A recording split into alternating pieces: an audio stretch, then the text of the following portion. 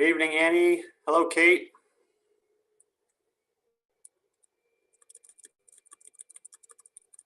Nice slide, Randy. Thanks. Yeah, I went over these a few times. I think we've got a decent order set up of things with a number of guests there. I tried to insert where I could, so I think we're going in good shape. There were a couple of people who would not be able to make it tonight, so I asked Jordan to record the meeting. Okay. I thought I heard when I first fired it up, it said that the meeting would be recorded. Right. So Right. great. It's nice that we don't have to worry about that and that he can do it for us. So very good.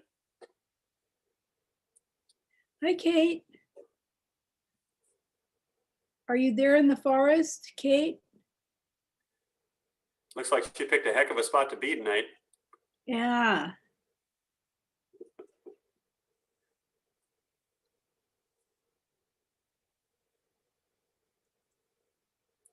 Well, are you finished with school now, Randy, for the summer?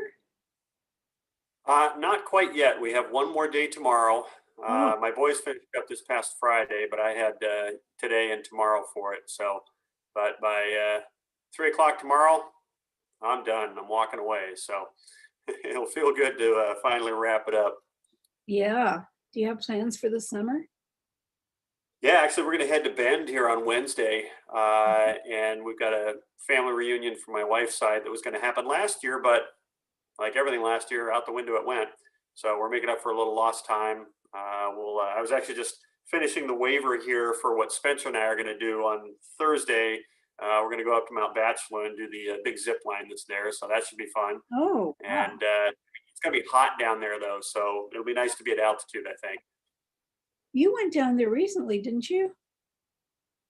Yeah, back in February. Yep. So that was a little different purpose for the trip, but just the four of us. So it'll be fun to see some folks down there too. Good. Yeah, my grandson is temporary. Hello. Hi, Emery. Hello. Thanks for joining us. And there's Andrea.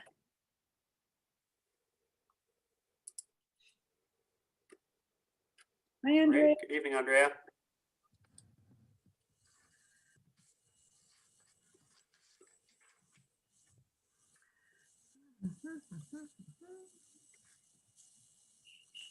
We'll get started here in just a minute, folks. We'll allow a little grace for folks to come in.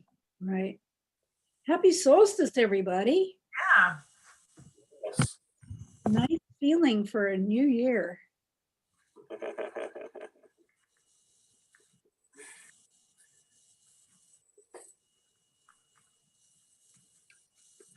So Randy, you're a teacher, correct? Are you all done at school? And Andy and I were just talking about that, actually. Not quite. I've got tomorrow yet to do, and that'll be the last sort of day with students. We'll see who shows up after this crazy school year, but we'll be wrapping up tomorrow. oh, okay. That's great. You're in Bellevue or something? I'm in Bellevue. Yeah. Great memory. Yep. So we're wrapping up.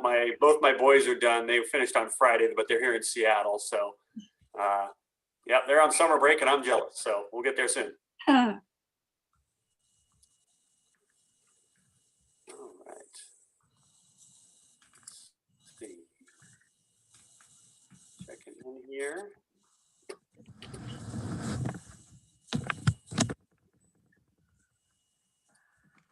All right, so we've got Ashley just joined. Hello, Ashley. And then looks like Dominic is here as well. Great. Welcome, welcome.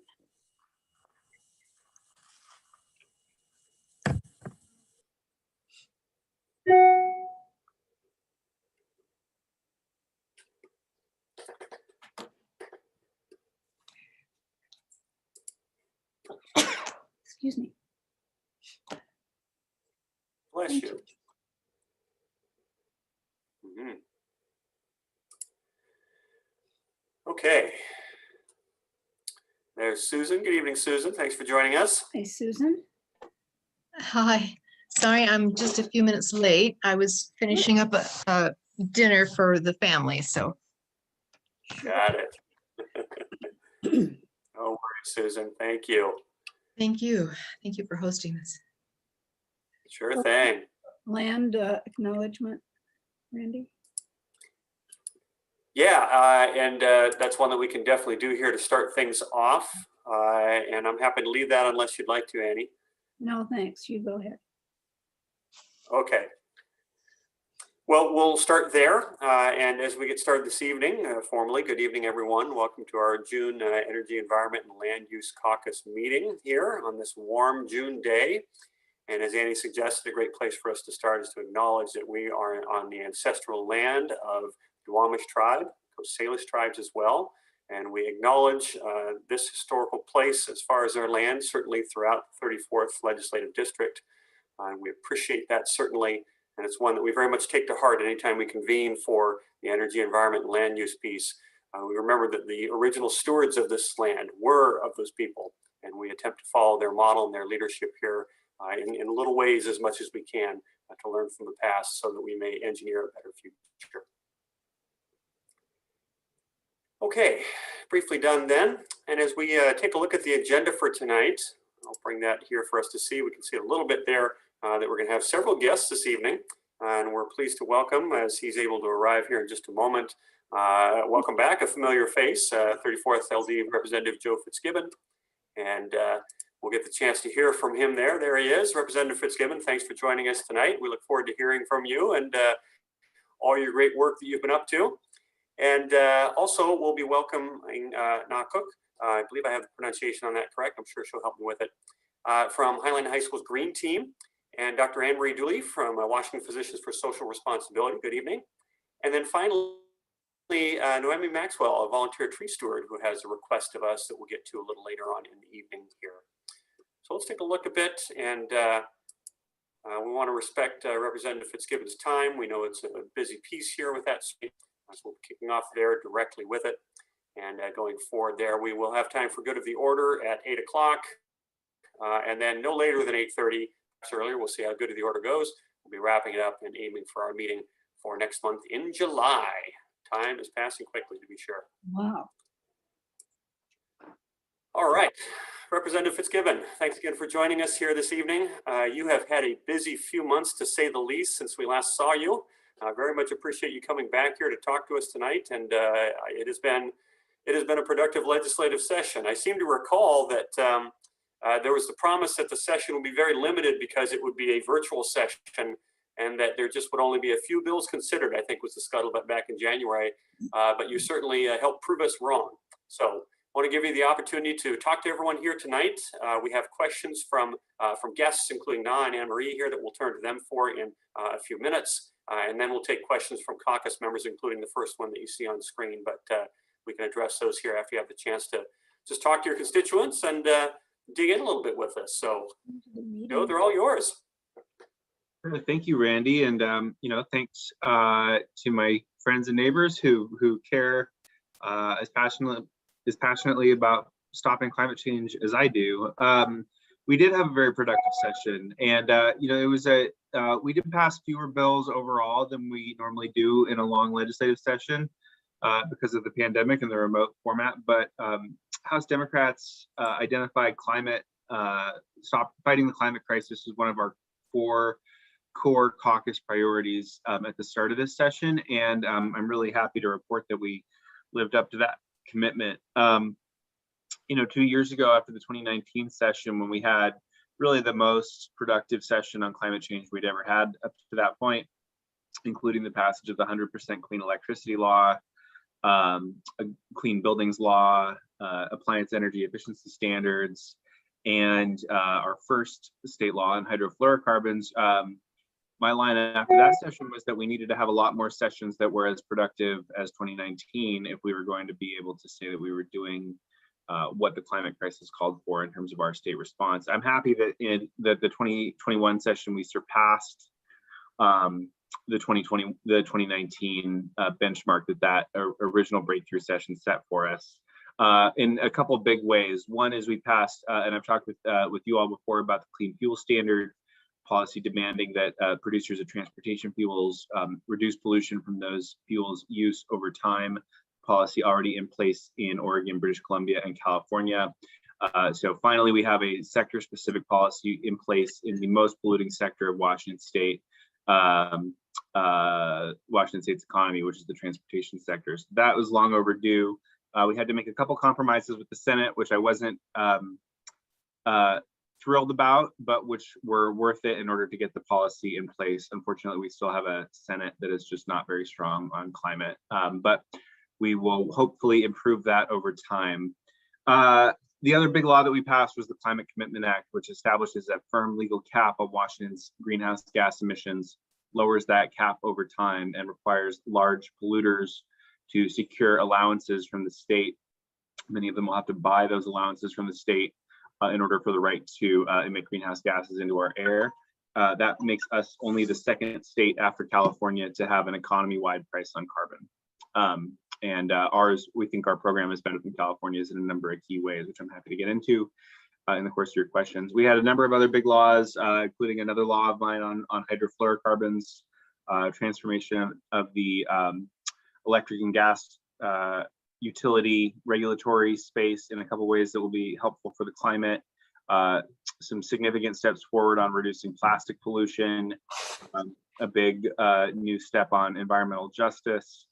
So some really good steps forward on the environment generally this year, but most particularly probably two of the most impactful laws that we've ever passed on climate, really establishing Washington as probably the national leader on climate policy among the 50 states, right up there with California in a lot of key ways ahead of California. So feeling happy about the session that we had, knowing that the work is never done, but we have a lot to be grateful for right now.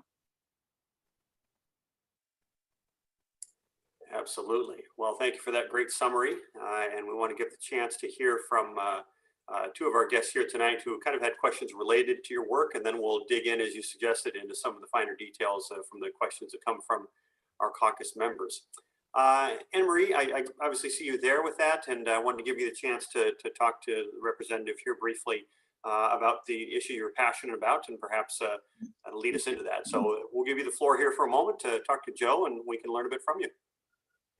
Yeah, I'm a doctor practicing daily in Washington State, and I'm thrilled at the hydrofluorocarbon bill, but that's actually why I'm here tonight, because it's a brilliant start, but doesn't cover a whole range of gases in the medical field, particularly the gases that put people to sleep. And just to set some background, some of these gases have thousands of times the global warming potential that we're used to seeing. Let me give you an example. One anesthesiologist doctor who works for a day and puts someone to sleep drives the equivalent of 1,000 miles or kilometers after working for just one day. And these gases are used everywhere. As doctors, we're focused or trained to focus on the person, but not really the people. And by the people, I mean public health. These gases are just vented off rooftops, including nitrous oxide. So my question for you is that we'll continue to do this in medicine, focus on the person rather than public health, unless we do a couple of things. One is maybe authorizing the regulation of anesthetic gases, or at minimum requiring the tonnage of this stuff that's used in Washington State. The other is applying the same basic emission control requirements to anesthetic gases, and then establish a program to reduce leaks. Nitrous oxide, which is one of the worst, about 70 to 90% of it just leaks. In fact, one anesthesiologist I know disconnected all the nitrous oxide at a local hospital because there was no real plan by the hospital to do anything about it. So those are kind of my questions for you on these anesthetic gases and regulating them. Yeah, thank you, Anne-Marie, and thanks for bringing this issue to my attention. So we started to look into this because of your questions, and I can't tell you that we have all the answers yet, but we've reached out to the Department of Ecology to ask what data they have as far as the overall emissions from anesthetic gases. And as you know, there's more than one kind of anesthetic gas that has global warming potential. There's nitrous oxide, which is the most familiar of those, but also a variety of fluorinated gases, isoflurane, desflurane, sevoflurane, enflurane, which all have significant global warming potential, all in the sort of between 200 and 1,000 times the impact of an equivalent mass of carbon dioxide. So we've reached out to several hospital systems in the state to try to get a sense from them if they could provide an estimate for how much of these gases they use, and also to let us know what their practices are for destroying the gases at the end of their life. And and we know that at least some of the more forward-thinking medical providers do, destroy the gas after they use it, but they're not required to. And so we are exploring options there, starting by trying to get our head around how big of an emissions source this class of gases constitutes. We know that it's not just hospitals that use these gases, it's also dentists in particular, but there's a lot of, clinic size operations smaller than hospitals that are, that utilize anesthetic gases and that probably have less controls in terms of making sure we know, for example, I know that Virginia Mason, which among our major healthcare systems has had a more proactive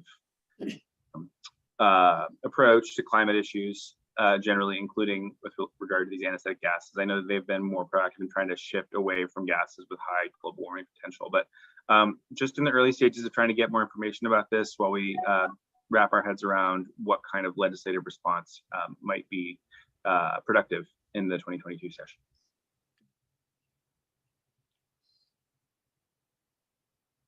It's a great response and something for us to consider. And, I think related to that, is there some sense that the current HFC regulations that we just passed, or those from 2019, that they have any impact on this, or is it just an entirely separate category yet that we have not regulated? Separate category. The HFC regulations that we have are application by application. So the law that we passed in 2019 was primarily focused on, it had a number of applications that it touched on, including foam blowing agents. Commercial refrigeration was really the biggest one, the commercial refrigeration systems. The law that we passed this year kind of expanded the regulations on commercial refrigeration systems, but this year's law covered air conditioning, which is a major source that the law from 2 years ago did not cover. We also added leak detection and leak repair requirements for the large commercial refrigeration systems. We're the next big. We're now the national. Us in California are now setting the pace for the whole nation on the emissions of these hydrofluorocarbons, and we're hoping that the EPA will adopt a standard that reflects that's consistent with the California-Washington standard nationwide as a response to our new law. But it deals with those specific applications. It doesn't apply to the medical applications, and so that's kind of a new frontier for us to get more information about. But I say one thing, sorry, I forgot to mention, is that there is for people listening, you probably already know this, but there is an alternative, which is IV anesthesia. We already use IV anesthesia and they can be used for probably most cases, except for a few exceptions. So there is an alternative that does not involve gases. Good to know of the alternative then. Well, Anne-Marie, thank you for bringing that to the attention. I think that's something that we can obviously look back on here. We're out of the legislative cycle at the moment, but it's certainly good to be gathering information and thinking ahead to where we're going to be in January of 2022 with the next session. And it's a time to be thinking ahead in that and perhaps even pushing for new regulation on that. I want to turn over to Na here, but I don't quite yet see her in the room.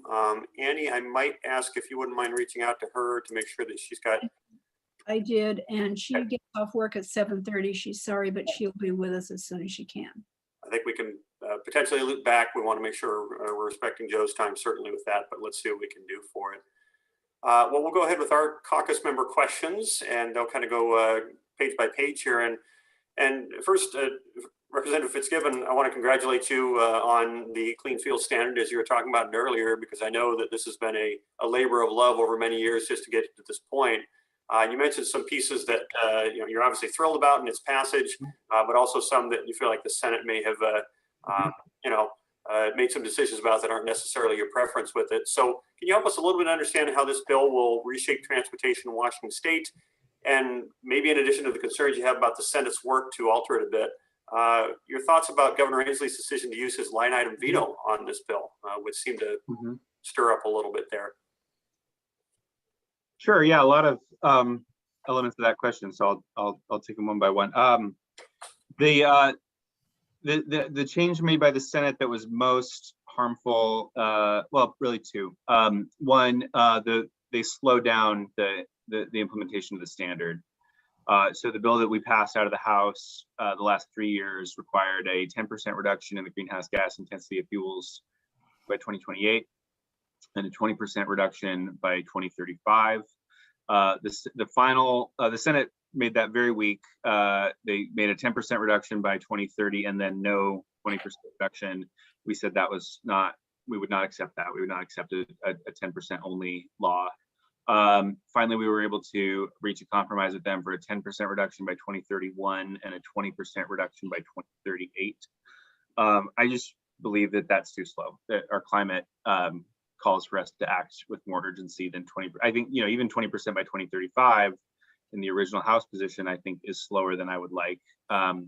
But this is much faster than California or Oregon's compliance curve was. They just got a much earlier start than we did. So they were able to move, more slowly towards those new standards than we really have the luxury to because of where we are in the course of the climate crisis. So that's one issue that I will definitely be back in future years with legislation to try to accelerate the timeline for the achievement of those benchmarks. That will also dovetail a little bit with our transition to electric vehicles, because among the things, to get to the other part of the question that the clean fuel standard does is incentivize the transition to it requires a transition to cleaner transportation fuels overall without saying which fuels we're going to transition to. So in some cases that might be biofuels, in some cases that will be electricity, and knowing that we're going to that have a pretty aggressive society-wide transition to electric vehicles. This policy helps support and pay for that transition. It doesn't pick between biofuels and electricity. It just says find fuel. It says to the transportation fuel market, find a path to lower emissions and do it in the most cost-effective way possible. So it'll help our transition to electricity. We don't know exactly what the mode split will be. There are some transportation applications that are probably not going to be electrified in the near term. We're not likely to electrify really heavy duty transportation in the near term. Trucks are much harder. When you get to those high horsepower applications like big trucks, and particularly when you get into aviation and marine shipping, we're not anywhere close to having the technology the battery technology just is not at a place where it can support that kind of horsepower. For the light duty transportation, like the kind of vehicles that probably, that most folks here probably drive, that technology is mature, and I'm sure that some of you drive electric vehicles, but as you get to those really heavy duty applications, it's harder. And so we're going to need the energy density and portability that a gas or liquid molecule provides. We're just going to be sourcing those gas and liquid molecules from biological sources rather than from fossil sources like we do today. So I don't know if that is going to mean 20% biofuels, 80% electricity, on what time scale, but it does mean that all of the fuel mixes that we are looking at to replace the gasoline and diesel that we rely on today for on-road transportation will be cleaner, both for greenhouse gas emissions and cleaner for the local air quality emissions that impact human health. So it'll be a transition in the right direction, although because of the technology neutrality of the policy, we can't say exactly what the fuel mix is going to be like in transportation in the future. As far as the veto, so I said there were two things that were really objectionable to me that the Senate added to the bill. One was the delayed implementation timeline. The other was the linkage between the implementation of this policy and the passage of a state transportation tax package. I was very resistant to that, and don't believe that we should handcuff our climate policy to other policies that may or may not see the light of day and say, oh, we can only fight climate change if we raise transportation taxes. I just thought that was a fundamentally bad decision. But the Senate insisted on it. And so we had to say yes to that in order to get the bill passed. And I accepted that and agreed to that, knowing that that was what the Senate was requiring in order to pass the bill into law. Governor Inslee chose to veto that connection, the connection between a transportation tax package and the implementation of the clean fuel standard. He said this policy is too important for it to wait, essentially to hold its breath for the legislature to act on raising transportation taxes. I wasn't sad to see the veto. I didn't ask for the veto because I don't think it's, you know, I don't think it builds trust for me to agree to something and then go ask the governor to veto it. So I did not ask him to veto it. I didn't tell him, you know, I'd support a veto, whatever. But the fact that he came to that decision, you know, I think was makes it more of a certainty that the policy will be implemented, and I think that's a good thing for the climate. I hope we pass a transportation revenue package. We have transportation needs. You know, we have a West Seattle Bridge that needs repair. We have fish passage barriers on state highways throughout Western Washington that need to be repaired. We have public transit that needs investment. But I don't think that a policy like that is controversial for its own reasons should be hitching a ride on something unrelated like the clean fuel standard. So I was not sad to see that veto take place. Yeah. Sometimes it's nice to have a friend in the governor's mansion, I think, especially in this case, right? Yeah. Was there Andy, did you have something you wanted to jump in on real quick? I thought I heard you there. No, thank you. Sure. And for those who are, I guess, wonky like me, you get to listen into people like David Roberts as he talks a little bit about different aspects of climate with his Volts podcast and elsewhere. And our very own Representative Fitzgibbon had a chance to be interviewed there. He noted in, I think, a very related one that the Climate Commitment Act makes most sense in the context of other legislation that you already mentioned tonight. CETA in 2019 with the Clean Energy Standard, the HFC phase outs from then and from this year, as well as your low carbon fuel standard and clean fuel standard. Can you explain how this new bill acts as a successful complement to what Washington State already has in place? How does that function? How should we look at the Climate Commitment Act in a way that that it fits in with what was already there? And then ultimately, how do we get ecology to provide sufficient enforcement, especially for frontline and vulnerable communities? Mm-hmm. Yeah. So I would think of it this way: the Climate Commitment Act essentially will serve as the backstop for all the other policies.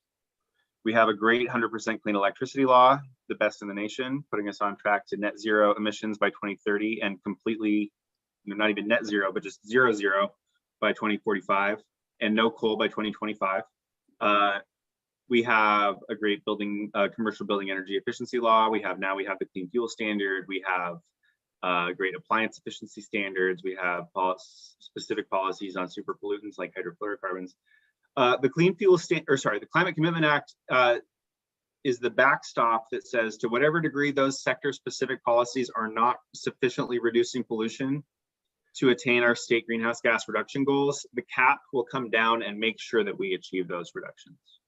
So in many cases, I think that the CETA, for example, the Clean Energy Transition Act, our 100% clean electricity law, is really the best suited law we have to deal with electricity emissions. But the Climate Commitment Act ensures that when you aggregate all of the sectors of Washington polluters, transportation, buildings, electricity, those are really the big ones. And by buildings, I mean, heating and cooling of space heat and water heat, essentially. So primarily natural gas, to some degree, heating oil, but really more than anything, natural gas. To whatever degree the sector-specific policies are not in the aggregate attaining our really quite aggressive state greenhouse gas goals, the cap will come down and pick up all the rest. And the more work the cap itself has to do, the more expensive it will become to comply with. So the cap is a less onerous policy, the more successful the rest of the policies are, because the less scarcity for that limited pool of allowances there will remain. So that's a little bit of a wonky explanation. There's not really an easy way to talk about this, because it's kind of macroeconomics combined with atmospheric science. But the cap is, I would not want to be in a state where the only policy we had was something like the Climate Commitment Act, because I think that in and of itself would make itself a very ripe political target, because it would be very expensive to comply with. The limited pool of allowances, those allowances would become very sought after, and that would make them very expensive, and that would make the program look very expensive to drivers in particular. Drivers, as well as anybody paying their utility bill, but most noticeably for folks, it would be in the cost of filling up the gasoline. So I'm glad we have these other policies in place, because I think the Climate Commitment Act's backstop will make sure that we achieve the goals that we have. We will also generate dollars that we need to invest in that transition. That was one of the things that I think was really most important about this bill, was to make sure that we were spending the dollars in the way that helped us meet those goals, that we weren't spending them on unrelated things that, in some cases, for example, the Senate, when the Senate originally passed the bill, they proposed spending Climate Commitment Act dollars on highway expansion. Well, we said, no, that's going to actually make it harder to achieve these goals, not easier. And we amended the bill in the House to say that the transportation dollars could not be spent on projects that increased emissions, like highway expansion. So I think that's probably the best way I can describe the complement that the Climate Commitment Act represents relative to the other state policies we have. As far as how do we make sure the department enforces the law for frontline and vulnerable communities, this is an important question, and this is one of the debates that we had to wrestle with the most in order to get support for the bill to pass. Climate change and local air quality are very different problems. They often have the same sources contributing those two different kinds of pollution. That carbon dioxide emitted from combustion of fossil fuels and fine particulate matter, a product of combustion of coal or oil or gas, or nitrogen oxides, or ozone, or carbon monoxide, or benzene. Those are co-pollutants that are almost invariably issued from, when something is being burned, usually fossil fuels, in some cases wood or something else. So they're associated in people's minds because they come from the same chemical reaction, but that doesn't mean that the right policy tools exist to lower both of them, because the key reason for this is because a climate pollutant, a molecule of carbon dioxide or a molecule of methane or of hydrofluorocarbons, has the same impact on our climate, whether it's emitted here in Seattle or whether it's emitted in Australia. So we want to find the way to reduce those climate pollutants as much as possible, no matter where in the world they're happening, or no matter where in Washington state they're happening, to be specific with this bill. With air pollutants, we don't want that benefit to be located in wherever it's the cheapest to reduce. We want it to be located in the place where there's the highest concentration of those emissions, because that's where people's health is being harmed by particularly fine particulate matter. This is really the pollutant that's most harmful to people's health when that exists at high levels that are unsafe. So what we try to do with this law is to say the cap itself is not the policy that's going to most effectively address human health. But we had a separate policy which was included in the same bill to address concentrations of air pollution in overburdened communities, to direct the Department of Ecology to better monitor the sources of pollution in communities that are disproportionately impacted by air pollution, like the community that I live in, which is in I live in the White Center area, and the most polluted communities in our state tend to be those that are near major transportation infrastructure, whether a highway or an airport or a seaport, basically. To some degree, you see heavy concentrations of pollution also in areas where there's a lot of wood burning stoves. That's kind of the other thing that you see a lot of contributions to harmful air quality. Not as much of those pollutants come from like large stationary emitters like the Nucor steel mill in West Seattle or the Ash Grove cement plant just over the river in Georgetown.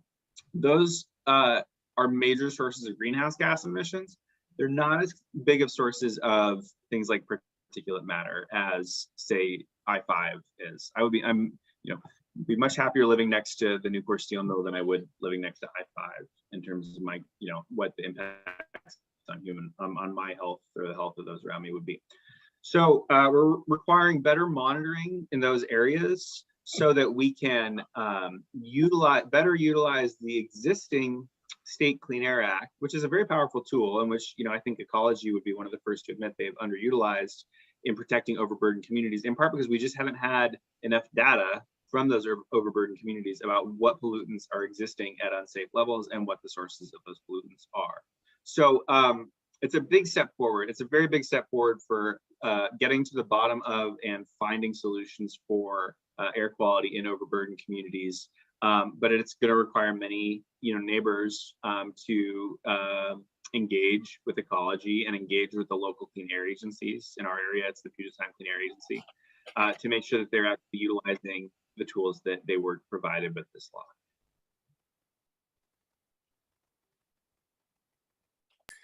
Appreciate the extensive answer on that, definitely. And it's a big one in terms of the EEJ community, but also for ourselves. And you mentioned a lot about particulate matter and the like that is, at unsafe levels in many spots nearby where we live. The next question is fairly related, I think, to where we pushed you a little bit back in your previous appearance here. And that was definitely, and I'll bring it back on screen, trying to balance us out a little bit so it's not just the PowerPoint all the time here.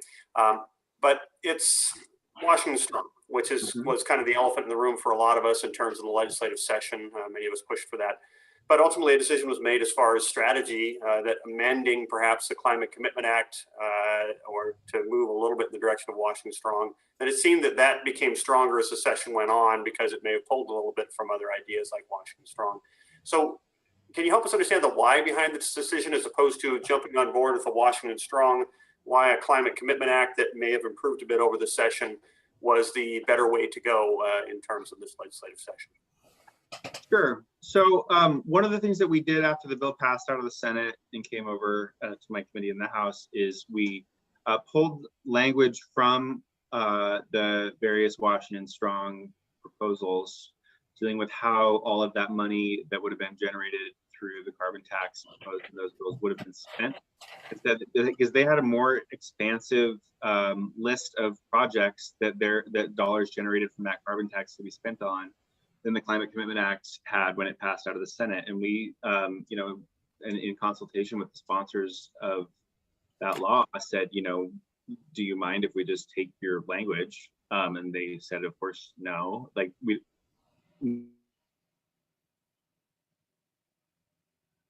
no, we don't mind. Please do it. I think that was building more support among supporters of that proposal. I will say from a policy reason, and I probably said this last time we talked, but for me, the most important, the reason I preferred the approach in the Climate Commitment Act to the Washington Strong approach is the inclusion of a firm legal cap on Washington's emissions. That a carbon tax and cap and trade, they're two very similar types of programs. Both have that function of making it more expensive to pollute. Both have a price on pollution, which is, probably wouldn't be all that different in the near term, at least, and that would increase over time, and that we'd invest the proceeds in things to make our communities a better place. Under a carbon tax, the price is a little bit more stable, which has its own advantages. It means you could issue bonds against the revenue, for example.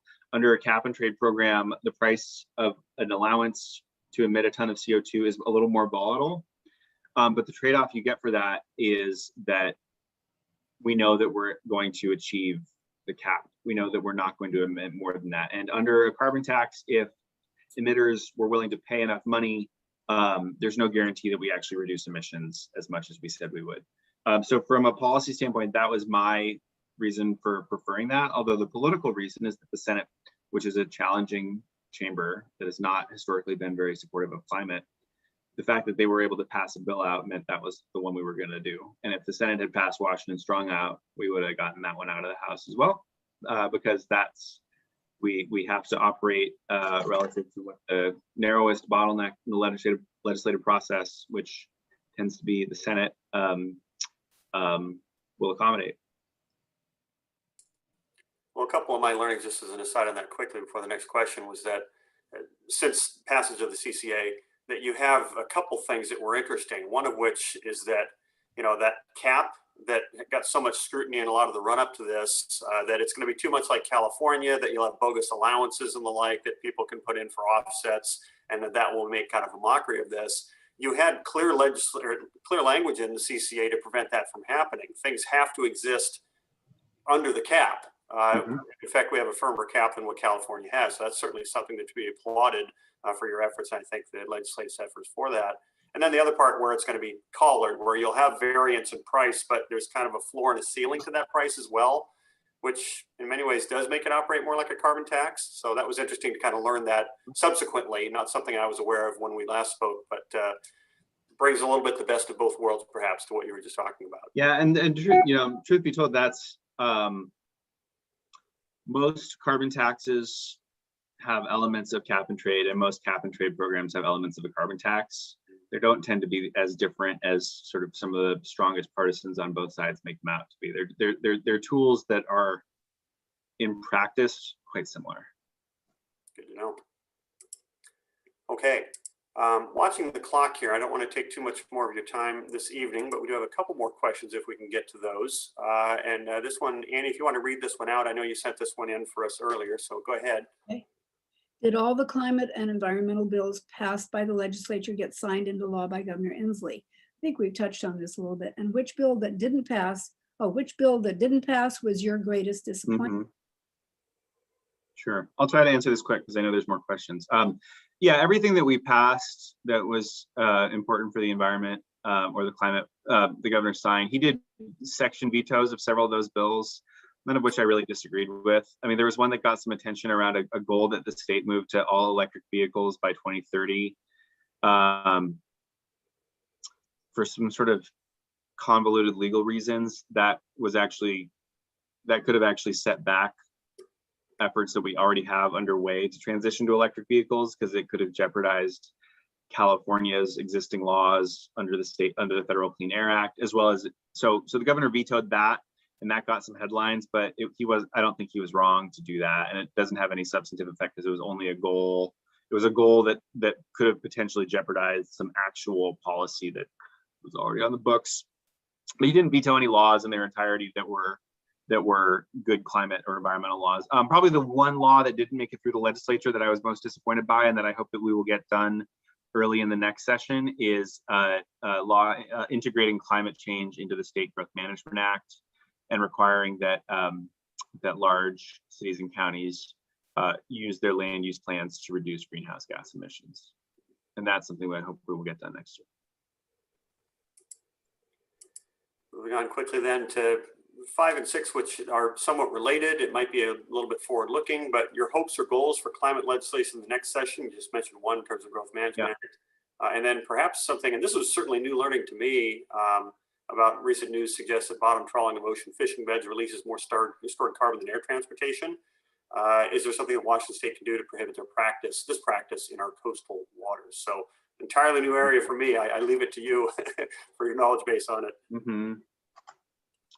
Yeah, so I mentioned the Growth Management Act bill. We'll hopefully get that done next year. We also have had a law this year on building emissions, dealing with a number of different areas of, intending to reduce pollution from heating, water heating and space heating in buildings. Several of that bill did not make it. It was a very ambitious bill. Several of its provisions we were able to amend onto other bills. So, for example, a prohibition on gas line extensions.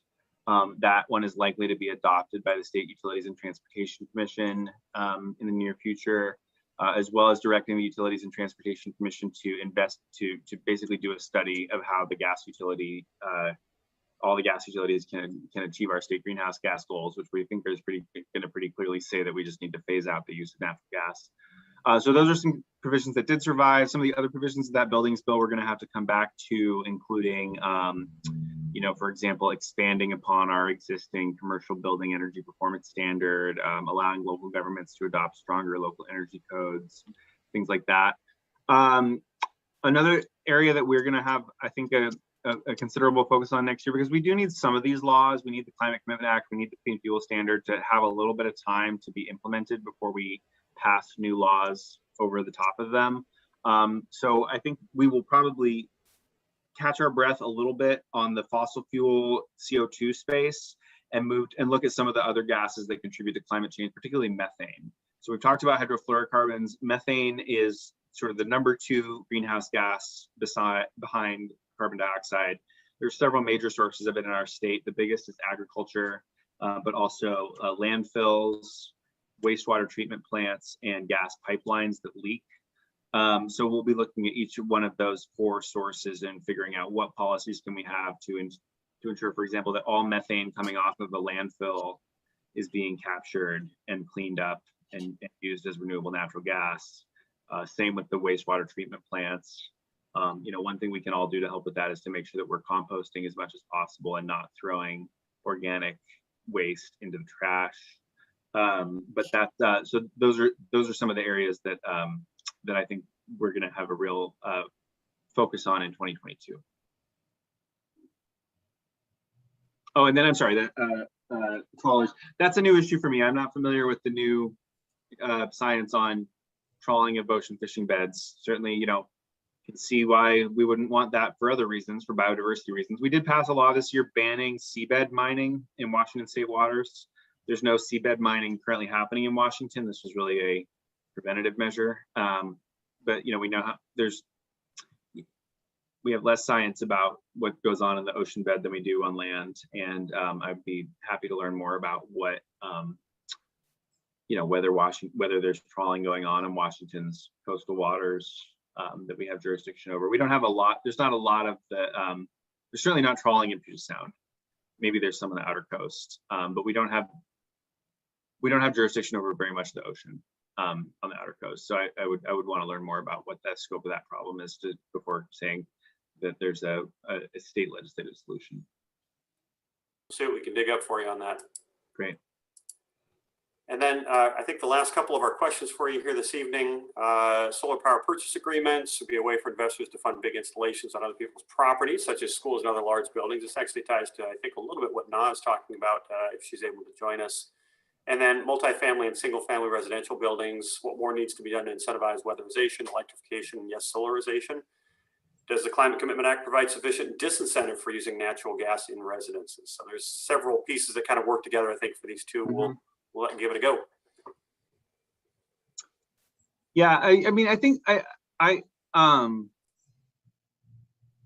a little bit of sort of confusion around the use of, I think maybe the term solar power purchase agreement must have more than one meaning, because the meaning that I'm used to thinking of that describing is legal in Washington, but I know that there's a specific, I guess, legal and financial arrangement that I think has been looked at for the Highland School District and maybe for some other places that isn't legal here. And I guess I am just not acquainted enough with what the use of this term is in this context to know what aspect of it is not legal here.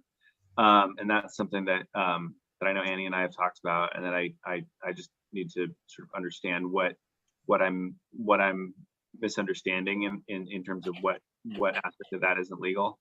I'll try to put you in touch with somebody about that. Okay. Thank you. Yeah, thanks, Annie. Thank you. And then, so for multifamily and single family residential buildings, I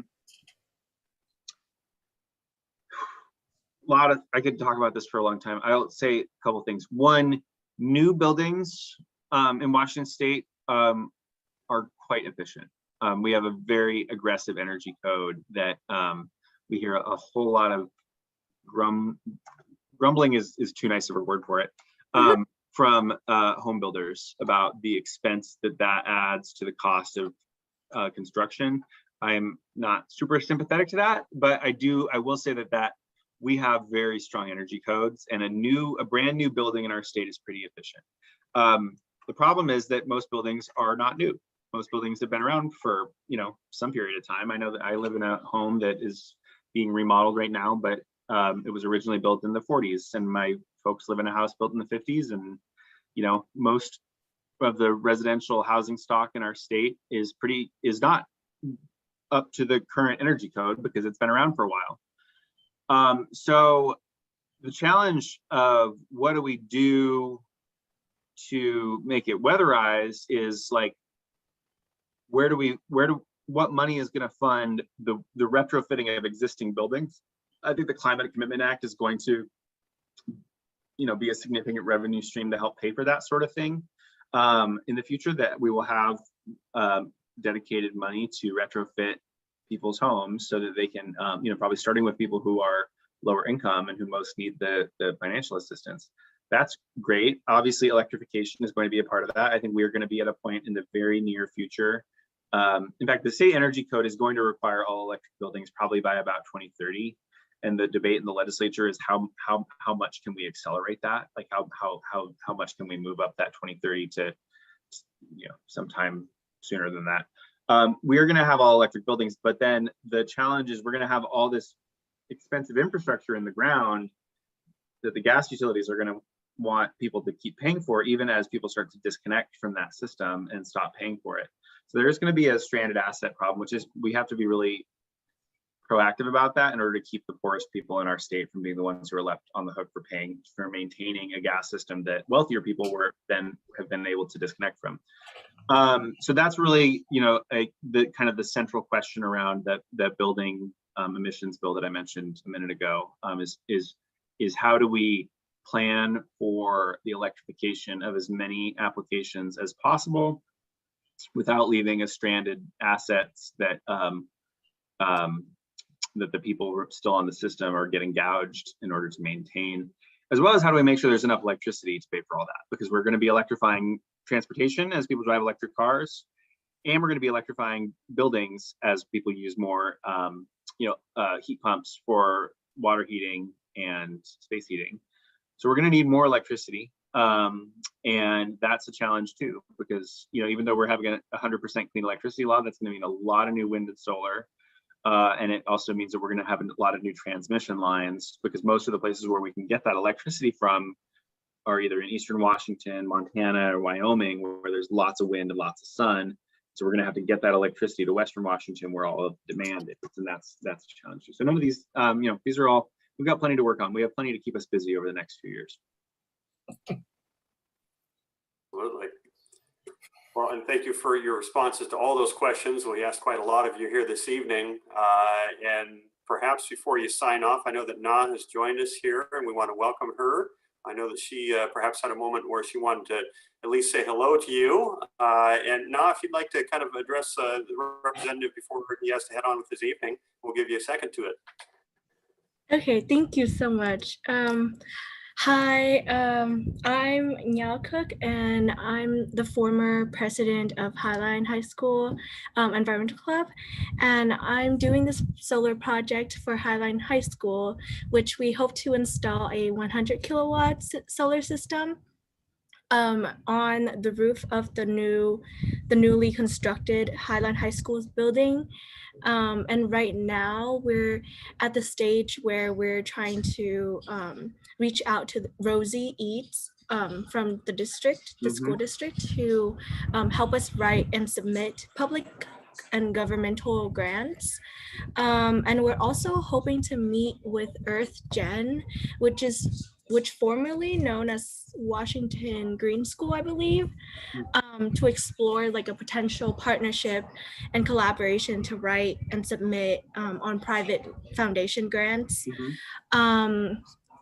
And we're also hoping to do like some business sponsor where the student leaders right now are making different flyers in different languages to spread those out to different businesses in Burien and other places to see if there's anyone who would like to sponsor us or help us promote this project further and wider in our community and get more support. We also have like a new funding donation website, which the Highline Schools Foundation has set up for us. We used to use the GoFundMe account. We have a GoFundMe account also, but they take out a lot of the fees, which is like 2.9% plus 30 cents or something. And it's much cheaper if we do it with the Highland Schools Foundation. So we've been, they have been setting up our own donation page, which is great. And I'll try to find those and send it here for you guys. And now, while you're doing that, I'm bringing on screen a slide that perhaps shows a little bit of the project and what you have in mind for it. Yeah. How do you think Representative Fitzgibbon could be most helpful for you in what you're hoping to achieve? I think he could be very helpful if we can get his support and his influence to like spread the word, as well as kind of urging the school district to, commit to this project like financially, because we are still waiting for the school district to actually like answer us to see how many funding they could actually put into this solar project proposal. So we're still waiting for them to answer, and it would be great if Representative Fitzgibbon, I'm sorry if I messed your name up, That's right. Yeah. to like kind of urge them to make like a faster response to us. That would be great. Great. Thanks. Yeah, it's great to hear about your project, and I would love to find ways to be helpful there. It sounds really, that's awesome that you've taken the initiative on that. And Thank you. I started the environmental club at my high school, and we didn't have anything nearly as exciting to point to. We recycled printer cartridges, and that was like mostly it. So so glad to hear about your project, and would love to stay in touch about how I can be helpful. Thank you. And I will put my email in here so that it'll be easier for us to stay in touch later on. Okay. Joe, you've gone overtime here for us. Did you want to wrap up with any final words before we let you have the rest of your evening? Oh, I don't have anything else to add. I just would thank you all for for staying engaged on this issue that we know that we can't afford to slow down on at all. So I am very proud of the work that we as a state have done now, and we have to of course figure out we're not letting up on our efforts here, but we have to figure out how do we get the other 49 states to learn from our great work. Indeed. Well, count us in with the fight ahead. We know it'll be a long one, but as you've shown us here, persistence definitely pays off, and it's some sweet victories for you here this time around. Thank you very much for joining us tonight. Thanks, Randy. Thanks, everybody. Have a good night. Have a great evening. Thank you. All right. Extensive answers there from Representative Fitzgibbon, and he took a lot of his time here with us tonight. Thanks, everyone, for hanging in there, listening in. And yeah, before we kind of turn on to our other business, I wanted to give you the chance to be able to share a little bit if there's anything else you wanted to add about the vision here for the system that you're hoping to orchestrate for it. Go ahead if you need a moment more to just share with the rest of the group as we remain. Yeah, one other thing that we are planning to do and are getting started on is creating a case study. And we're hoping to like spread those case study around for other students from other schools to, have kind of a guide to continue on doing this kind of projects, maybe even better than ours. So that's what we're having in mind, and we have been starting to do kind of jot down some ideas for those case study. If you have anyone who could help us, or if you are interested in helping us with the case study on like maybe how to write them in like kind of a student-friendly kind of form, then please tell me and reach out to me on my email at Cook, in the chat. Yeah. Yeah. That Next Gen organization, I think they have a lot of people that they're working with in the different schools. Mm-hmm. I bet you they could help you with that. Yeah. Thank you for that. Definitely.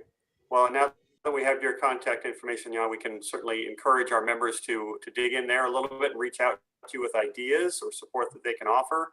I haven't had my chance to introduce myself much to you yet, but I work at Bellevue High School, and I know that we fought hard 10 years ago when they were remodeling the building to add solar to the top. The best we could do then was to have it wired for future solar, which was a pretty limited victory. You take it where you can. but I think persistence does pay off. And you know, well, the economics of solar here now are very different than they were even 5 years ago. Worlds different than where they were 10 years ago. So certainly I think there's a chance for the wind to be at your back on this, as opposed to smack dab in your face like it was for us a decade ago, which is a hard place to be sure. Wonderful. All right, well, congratulations on your advocacy, Jan. We want to learn more from you as well. And as we proceed, we'd love to have you join us in whatever capacity you would like for these meetings, or to just share more down the road as we get progress and hopefully some traction for your great idea. Thank you. Thank you. Okay. So let's go ahead and jump on here to one of our last pieces. And I'm not sure if Noemi's here with us tonight. Andy, do you want to share a little bit about what we know from from Neighbors Protecting North SeaTac Park? Sure. The port is proposing to clear cut a forest to make 1,500 parking spaces for employees. This forest is in North SeaTac Park, and it's currently used for, there's recreation, biking trails, and all kinds of lovely things that people enjoy, as well as, of course, being a huge carbon sink and an aesthetic, lovely, peaceful thing. And it should not be destroyed. Well, the port's trying to get around the restrictions and the requirements of a full environmental impact statement by just doing an environmental assessment, which is pretty poor substitution.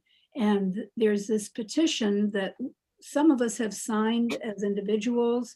The Burien PCA group signed last week as an organization, and we would love to have the EELU caucus also sign on to this petition, which would call for a full environmental impact statement before they can proceed to let down the forest.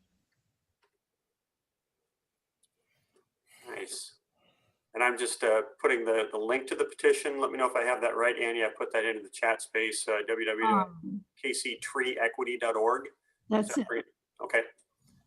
And we can all look at the petition there, but I think that it's pretty clear and simple. It just calls for a thorough environmental review before it goes any further. And I hope that we feel like we could consent to that by consensus or vote or whatever tonight, so we can add our voices. And to be specific, Annie, are we looking for, as you mentioned, the caucus to lend our support for that, as well as individuals in terms of signing on to it? The more the better. Yep. Yeah.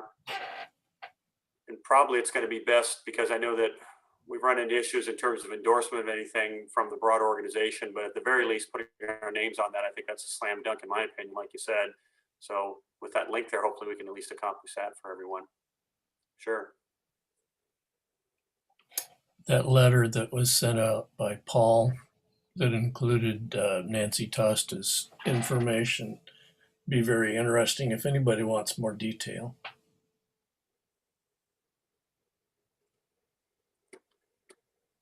Does anybody have any questions or concerns about this, or could we get behind it as a group? I'd love to see us sign it as a group. I mean, I've already signed it as an individual, but yeah, I'd love to see us support it as a group. I'm certainly willing. I think that's a great idea. I don't know if I'm official yet. You're here. Must be present to win.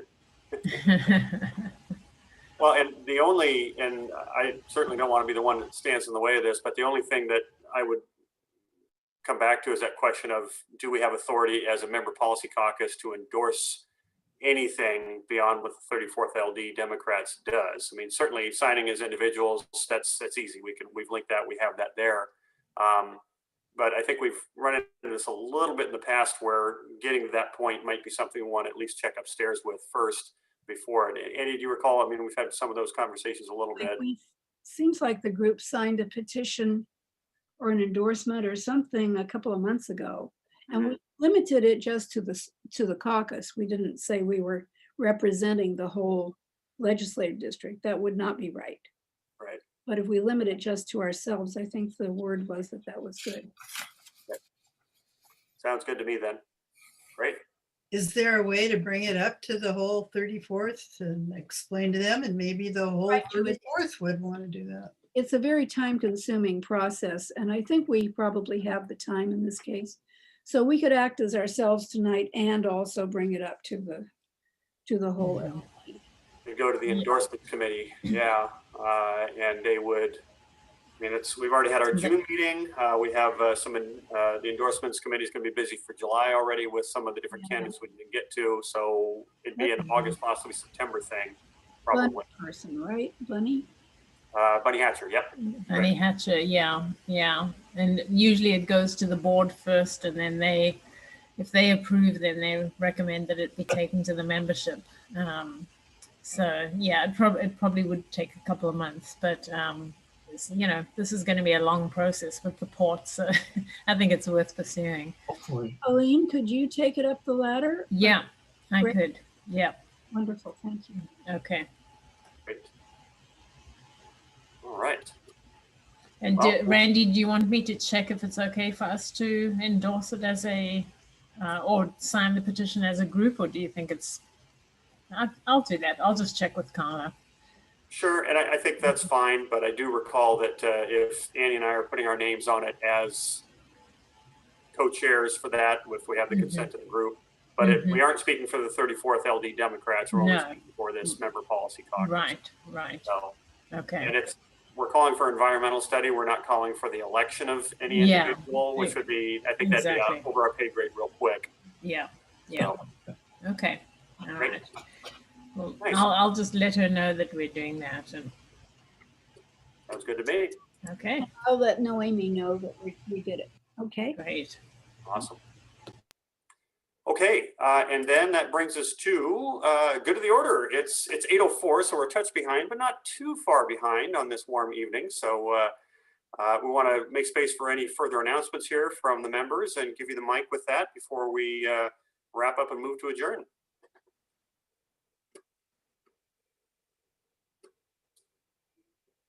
I guess I just had a question. Are we going to continue to meet over the summer? And what do we do outside the legislative session? I know there's lots to do, but I'm just eager to hear what people's thoughts are. There's local, there's federal, there's global. Right. Yeah. Okay. All right. It's a great question. Yeah, because we've had so much focus on the state legislature for the last months for pretty obvious reasons. But I mean, we're looking right now, as we just had Joe in to wrap things up for us. Now we're looking straight at Congress. I mean, the infrastructure bill and, related For the People Act, which is not quite climate, but it makes everything possible.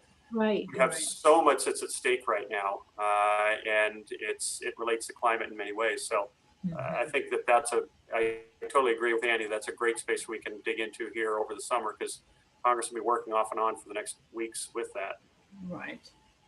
Okay. And I'm going to start calling U.S. senators in their off hours and just giving my name, not my address, because I will call, Senator Collins and Senator, what's her name from Alaska, and Anita Manchin and Sinema, and just tell them how I feel about both S1 and the Infrastructure Act. Yep. Those are very hot topics right now, and certainly encourage everybody to take that into their own hands. And if you have family in those key states, in Alaska and West Virginia and Maine, time to leverage those pieces. It's a more or less a once in at least a decade opportunity to do things here, maybe even longer, to get this piece through. I wanted to explain that the reason I call in the off hours is because there won't be staff asking me for my address. I can just leave a message. Yeah. And there's also, most of them have not only the automated system there by phone, but in terms of going to their website, there's a contact piece there that looks very form, but it's adding to the pile. It's what we can do right now most effectively. Sure. But with calling, you do get a little more anonymity, as Annie said, that can be useful. Yeah, and some of those websites block addresses that are not in their, you know, people that are not constituents. They block them. They say, well, you actually are a constituent of Pramila Jayapal or Patty Murray, you know, not this, not us.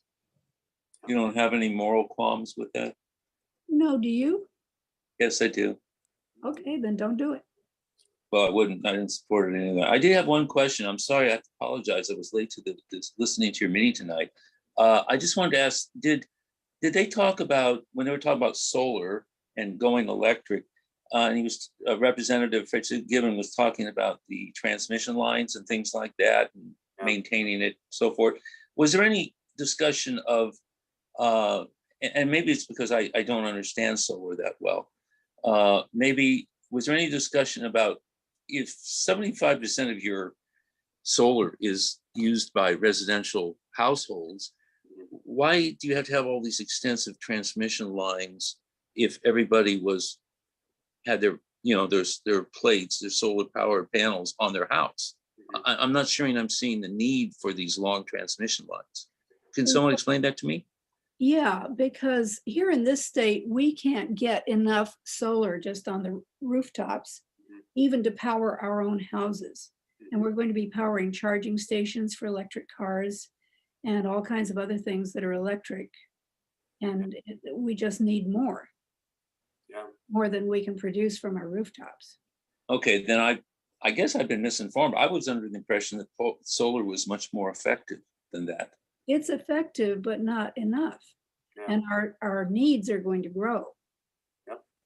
There's the best estimate that I've seen is that we'll need 2 to 3 times the amount of electricity coming to our homes if we're going to remove natural gas. That electricity goes to charging cars, it goes to the heat for the house, it goes to all sorts of things. So if we need to expand that much, and I've got solar on my home, it's a small array. It's enough to kind of charge one of my 2 electric cars. I bought used and cheap, by the way. I'm a teacher, so don't think I've got a Tesla. But you know, you gobble up a lot of that annual power that you have just even in one vehicle to drive around moderate distances. So you need a lot more electricity, and that's going to mean you need a national grid that can pull from, as Joe said, the wind and sun states, of which we are a little bit of one and a little bit of the other, at least east of the Cascades. But we need those pieces definitely for part of it. So it might be effective completely, say, in Eastern Washington, but not in Western Washington. Is that fair? I think that's fair. If you're really talking about being off the grid with your own setup, overbuilding it to the tune of a 15 kilowatt system, which would be 3 times the size of what I have on my house, then you can probably get to places, but that's not necessarily in the means of a lot of homes. And plus, I mean, I'm lucky that I have basically a flat roof, so it's pretty simple to put solar up there, but not everybody has that. Not everybody has unobstructed south-facing access. Not everybody has the prime setup for their home. Right. Big trees. And the trees that are there, one of our great assets, you don't want to be chopping down trees to make room for solar. So Eastern Washington, you got a lot more space and the like for that. So solar farms are going to be more efficient than solar rooftops, although you need both. Okay. And in the valley, we have room for many, many farms. Yes, on the on top of all those buildings. I know. Every time I look at it, there's miles. I mean, we really could farm that. Mm-hmm. It would be efficient even in the winter. Yep. And even that's going to require transmission lines that'll take you out to different parts of even just King County. But they wouldn't be the same magnitude as. Right. Who did the analysis of that? For coming up with the idea that we couldn't generate enough without having large scale on long transmission lines? Or where did that, what was included in that? Who did that work? I mean, how did you come to that conclusion? And did it include warehouses and supermarkets and making shade over parking lots, et cetera? Yeah. The work I'm most familiar with, I mentioned earlier in one of the questions, David Roberts, who's that national climate reporter that lives in Seattle. He cites a lot of different places. I'm happy to dig into that and give you a good recommendation if you like, Kate. I don't have it in my back pocket at the moment, but right. No, that's fine. And I would like it. I have a general inclination to think that smaller projects work better we should utilize them before we have big projects, which tend to be run by big companies who are not concerned with protecting habitat. And there's a huge, as far as I know, a huge loss of energy in transmission lines. I have heard nothing about any kind of improvement in transmission over long lines. So I mean, if we have to do that, we have to do that. But So I would are you hope that we saying, would exhaust, closer to home sources for. so are you saying, is it possible that if you had, the biggest problem is supplying enough energy for big industry, not so much for homes? Is that fair? I think that's true. If that was true, then you would want to encourage big factories to be built, say, in Eastern Washington, where you could maintain that, as opposed to the Puget Sound. I mean, I'm just trying to think outside the box here, because I think about the Bullitt building downtown, which is sort of world famous, and they're completely offline, actually make some money. Now it's one building, I get it. But if you're talking about sort of long range plans, and you're talking about, being the most efficient way you could possibly do it, it seems it just behooves. And like I say, I'm just thinking outside the box here, that you would want to encourage these big factories to be in Eastern Washington, where you have tons of sunshine. Yeah. And the good news is we're in a state that is going to be, I think, that follows the science, that has policy that's possible. I mean, you're not going to be passing a lot of these ideas in other states in the country now until we get some big federal incentives. So we're lucky to be in a spot where you're starting to see those pieces come together that will push in a policy sense for a lot of those solutions to happen. Some of them will be very conventional. Others will be outside the box, as you're suggesting, I think. So I'm more hopeful now after this legislative session than I was before, that we're moving in the right direction in a lot of those ways. There's more we need to do, no doubt. Other announcements about good of the order. I could talk climate and energy with everybody all day long if they want, but I do want to respect the folks and their time here for the meeting. So were there It's other hot, announcements? let's chill out. Yeah, they could get rid of Bitcoin mining and save a whole lot of juice.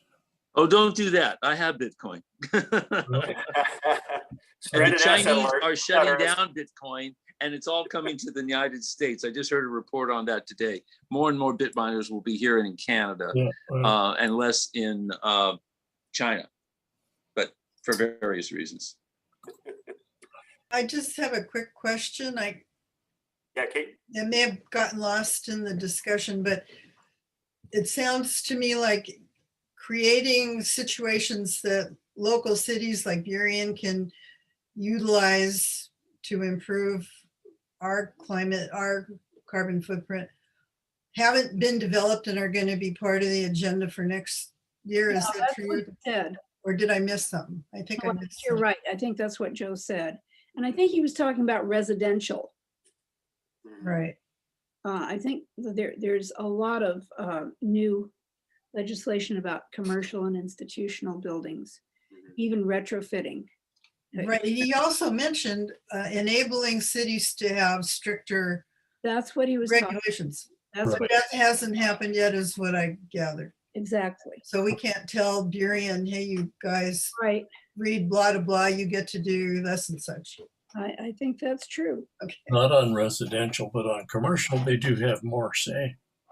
Well, good. Well, I mean, if we know which whip to crack, I think we can crack it. So to Yeah, speak. that's good. Terry, if you can enlighten us on that, that would be great. I'm not clear on what can we do? You heard the peak of my knowledge on that, right? Oh, okay. Well, maybe we'll have to ask Nancy Tosta then. No, I mean, the way the legislation is currently Right. written, it's my understanding that the city has quite a bit to say about commercial properties. Good. And certainly any of the city buildings, that's obvious, but our city is kind of scared of scaring builders away, you know. We like to be a pushover, apparently. Burien. Late for that. But they like us. We're so close to things. I wouldn't worry about that at all. Jeez. I wouldn't either, but that's the impression I get. I've heard builders talk about how easy and fast permits in Burien are. I know the trees fall quickly here. That's right. Well, you elected your folks. I hate to say it. Well, they're supposed to be progressive. Well, yeah. Zip my mouth. It's one of those words that people use a lot, and then you wonder, you spend an hour talking about what that definition is, But hey, I'm just an old school guy who lives in Normandy Park, and we have lots of trees. But the current ordinances weren't necessarily created by this particular group. That's true. That's true too. That's true. In fact, a lot of times they don't even have ordinances. We didn't have many of anything till recently. And you got a lot of trees. How'd you do it? Well, in all honesty, the lots in Normandy Park are in general quite large, right? Not many people have lots smaller than a third of an acre. There's a lot of money here that have larger houses, and they love those big trees because they realize that when you cut, realtors will tell you that when they cut down one of those big firs, you've decreased the value of your house by at least 15 to 20,000 per big tree that you took down. That's one reason. Secondly, since they've got the money, since they've got the large lots, and since they grow up, the people don't move out of Normandy Park that often compared to a lot of places. There's a lot of people that were born and raised here and still here. And I think it's a combination of all those factors. I was involved with some horrible fights trying to get a stricter tree code when a couple of places went south in terms of cutting trees a number of years ago, right? And it came down to people, my property, my kingdom, I can do whatever I want, and you just have, the best way we did to sort of put a kibosh, if I can say that, on most of that is just outreach to public education, and also shaming people that basically did egregiously stupid things, right? And sometimes you're just going to have to live with that 10% that are morons. I'm sorry, that's just the way it is. Who did public education? How did that work? Oh, the city will put out, we do city scene, we do all these little things about the beauty of the trees, and the symbol of our city is trees. Yep. And we're always talking about trees. And even when I was on the Parks and Recreation Board, one of the first things I got us to do was to clean up our act about removing invasives in our parks and then planting trees. It's an ongoing process. There's a lot of it has to do with just public reach out, and every once in a while, even if there's nothing going on, send out a letter about how you love the trees and you hope nobody cuts them down. And you can't be irrational. There are some people who there's reason to cut down some trees, right? But you have to look at it, and you will have those 5% that are just dumb. What can I say? But I think it's the bigger lots and people with a few bucks. And the most dangerous time of the year is in spring. Guys get a little extra testosterone. They bought that new saw for Christmas. They feel like they have to do something with it. Well, direct them somewhere else, just get their mind off the tree in the backyard. Right. Let's real quick here, because I know we had the question earlier and folks are starting to go. So just a heads up as far as our next meeting, that's going to be Monday, July 19th at 7 p.m. Andy and I will work together to, as always, to provide a good guest for us and some topics to talk about. And we'll see where we can go in that. And, save those trees, as we were just talking a bit about. And I think the best time of year to live in the Pacific Northwest is right in front of us here. June, July, and August definitely are tough to beat. So I want to thank everybody for attending here tonight, taking the time on this warm evening, and could have been outdoors this whole time soaking it in, but at least we have more warm days ahead, definitely to savor that by. So thanks all, and thanks to Representative Fitzgibbon. Thanks to Na, I know she just had to leave there, for joining us as well, and Anne Marie, and for the group's work here in terms of the request for North SeaTac Park. I think that's a good step forward. Yeah, it was great. Thanks, everybody. Great meeting. Yeah, very Thank you informative. very much. Thank you. Thanks, everyone. Have a great evening. Bye. Have a good one. Thank you. Good night. Good night.